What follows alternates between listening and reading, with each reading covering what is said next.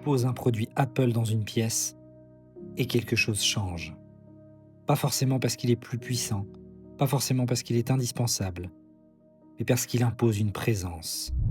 Un simple logo, une pomme croquée, sans slogan, sans explication. Et pourtant, tout le monde comprend. Apple a réussi une chose rare, créer une marque qui n'a presque plus besoin de parler. Tout est déjà codé, la couleur, le silence, les formes, les gestes, la manière d'ouvrir une boîte, la manière de toucher un écran, de regarder un produit. Chez Apple, le produit n'arrive jamais seul. Il arrive avec une atmosphère. Entrer dans un Apple Store, ce n'est pas seulement entrer dans un magasin, c'est entrer dans un décor. Un monde où tout semble avoir été nettoyé du chaos. Pas de piles de carton, pas d'affiches agressives, pas de promotion rouge, pas de vendeurs qui crient, juste des tables et de la lumière. Juste des objets exposés comme s'ils avaient plus de valeur qu'ils n'en ont réellement. C'est peut-être là que commence l'obsession. Pas dans la technologie, mais dans une sensation étrange que l'objet a été fabriqué pour devenir désirable. Depuis des décennies, Apple ne construit pas seulement des appareils, il construit une manière de rendre le monde extérieur plus laid et son propre univers plus attirant. À force, la marque ne ressemble plus seulement à une entreprise, elle ressemble à une culture, un territoire, un signe de reconnaissance, un endroit mental où des millions de personnes ont envie d'habiter. Alors la vraie question n'est pas pourquoi Apple est populaire, mais plutôt comment une entreprise a-t-elle réussi à transformer du verre, du métal et du logiciel en obsession mondiale. Pendant longtemps, la technologie était froide. Les ordinateurs ressemblaient à des machines tout droit sorties de Blade Runner, pas à des objets qu'on avait envie de toucher. Les marques parlaient uniquement de performance, de mémoire, de vitesse, de capacité. Tout était rationnel. Puis Apple arrive avec une idée différente. Et si un ordinateur pouvait provoquer une émotion? Le Macintosh ne ressemblait pas seulement à une machine, il paraissait presque vivant. À partir de ce moment-là, Apple cesse de jouer le même jeu que les autres entreprises. Les autres vendaient des produits. Apple commençait déjà à vendre une relation. Steve Jobs avait tout compris. La technologie seule ne crée pas l'attachement. Alors Apple transforme les lancements en moments culturels.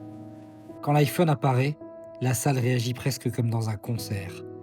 Parce que Jobs ne présentait pas simplement un produit, il racontait une histoire. Les rythmes, les silences, l'attente, tout était calculé. La marque ne vendait plus seulement des objets, elle créait des révélations. Et encore aujourd'hui, chaque keynote ressemble presque à un rituel. Apple a pris des objets extrêmement ordinaires et les a rendus désirables. Le design devient alors essentiel. Le produit doit être beau, avant même d'être utilisé. Tout ralentit. La lumière, la musique, la manière de filmer. Le produit n'est jamais montré brutalement. Il apparaît lentement, comme un objet précieux. Même les magasins ressemblent plus à des boutiques de luxe qu'à des magasins d'informatique. Et plus un objet est isolé, plus il paraît important. Même ouvrir une boîte Apple donne l'impression de participer à quelque chose, parce que la marque a réussi à transformer l'achat en souvenir. Apple semble obsédé par le contrôle. Dans le monde normal, tout déborde. Les notifications, les câbles, les fenêtres ouvertes. Chez Apple, tout paraît plus posé. Les transitions sont fluides et les interfaces respirent. La technologie paraît moins agressive. Progressivement, les appareils disparaissent. C'est peut-être ça le vrai produit d'Apple, la disparition de la friction. Puis, après plusieurs années, le reste du monde numérique paraît soudainement plus fatigant. Apple vend alors quelque chose de beaucoup plus fort qu'un téléphone. La sensation que tout est sous contrôle. Un produit de la marque à la pomme ne reste jamais totalement privé. Il se voit, il est ostentatoire. Le logo est visible partout, dans les cafés, les vidéos, dans toutes les réunions. Et progressivement, Apple devient associé à une certaine image. La créativité, le goût, la modernité. Think different. Ce slogan a changé la marque pour toujours. Elle vendait désormais l'impression d'appartenir à une catégorie différente, supérieure. Le paradoxe, c'est qu'à force de vouloir être différent, le monde a fini par acheter les mêmes objets. Le produit devient alors une extension de l'image qu'on veut renvoyer nous-mêmes. En 2007, certaines personnes ont dormi dehors simplement pour acheter un téléphone. Des heures d'attente, des médias, comme si assister au lancement était plus important que le produit. Quelque chose d'étrange apparaît alors. Posséder un iPhone commence à vouloir dire quelque chose. Car la marque crée des codes sociaux, des signes silencieux, des détails que tout le monde remarque sans forcément en parler.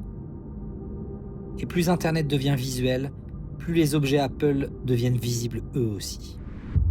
Dans les univers créatifs, les universités, YouTube, Apple finit presque par devenir la norme. Pas officiellement, personne n'oblige personne, mais la pression existe quand même. Parce qu'à force de voir toujours les mêmes objets, notre cerveau finit inconsciemment par les associer à la réussite, à la modernité. Les influenceurs amplifient encore ce phénomène. Leurs vidéos, leur setup minimaliste, leur bureau bien organisé. Apple n'apparaît plus seulement comme une marque, mais comme le décor naturel d'une vie réussie. Et cela amène parfois à des situations totalement absurdes. Aux États-Unis, des adolescents expliquent avoir été exclus et rejetés simplement parce qu'ils avaient un système Android. Le problème n'était pas technique. Leur téléphone fonctionnait. Mais la bulle verte cassait le langage du groupe.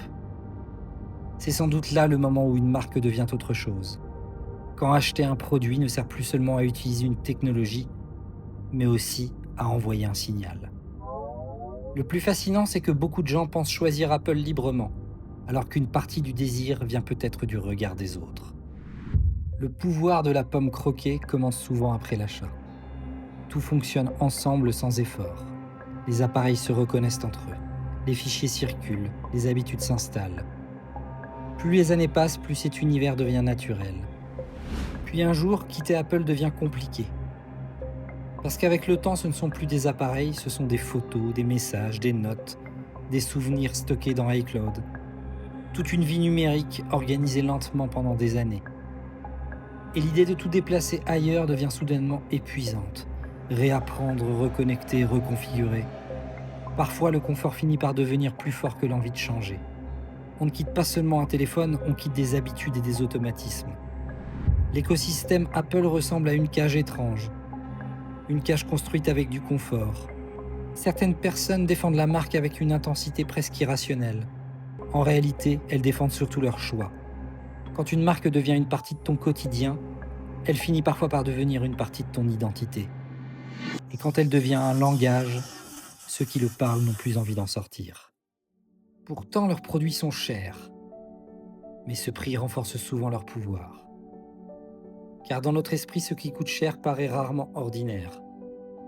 Plus un objet demande un effort, plus on lui donne de la valeur. On protège davantage ce qui nous a coûté quelque chose. Le prix transforme alors le produit en un objet important. Ce n'est pas le présent qui est vendu, mais une vision du futur, un futur propre, silencieux et solitaire. Les publicités Apple ressemblent rarement au monde réel. Les appartements sont immenses, les bureaux sont vides, les lumières sont parfaites, les câbles ont disparu. Personne ne semble stressé, personne ne semble débordé. Tout paraît fluide, presque irréel. Et ce contraste est important. Parce que le monde numérique est souvent bruyant, désordonné, fatigant.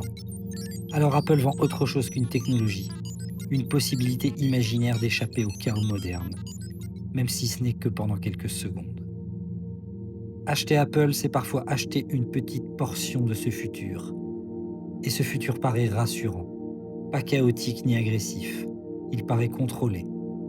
La grande réussite d'Apple n'est pas seulement dans un seul produit. Il est dans toute la cohérence. Tout raconte la même histoire. Les magasins, les publicités, les produits, les interfaces. Et quand un univers devient assez cohérent, on ne veut plus seulement l'utiliser, on veut y appartenir. Apple est peut-être l'une des entreprises les plus étranges de notre époque, car elle a réussi à rendre la technologie presque émotionnelle. Un objet peut être critiqué, trop cher, trop fermé. Mais même ceux qui critiquent Apple parlent encore d'Apple. Et c'est peut-être ça la preuve ultime de son pouvoir. Apple n'a pas seulement créé des appareils, elle a créé tout un monde. Un univers où la technologie paraît plus belle, plus désirable, Et une fois qu'une marque réussit à entrer dans ton cerveau, elle ne disparaît plus facilement. Parce qu'on peut remplacer un objet, mais remplacer une sensation, c'est beaucoup plus difficile. Et c'est aussi pour ça qu'Apple ne crée pas seulement des clients, Apple crée de l'obsession. Abonne-toi pour d'autres documentaires sur les systèmes invisibles qui influencent nos comportements.